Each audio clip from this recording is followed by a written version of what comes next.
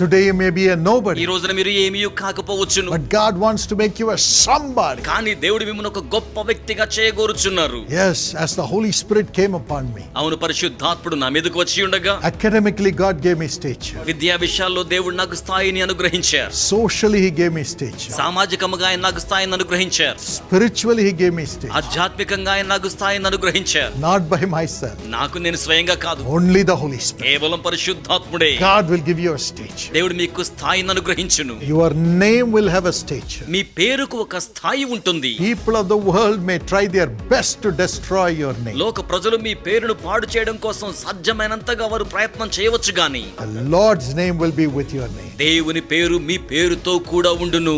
He will say, I will never leave you, I will never forsake you. ఆయన అంటారు, నేను ఎప్పటికీ నిన్ను విడువను, ఎప్పటికీ ఎడబాయను. You will be a blessing. నీవు ఆశీర్వదించబడదు.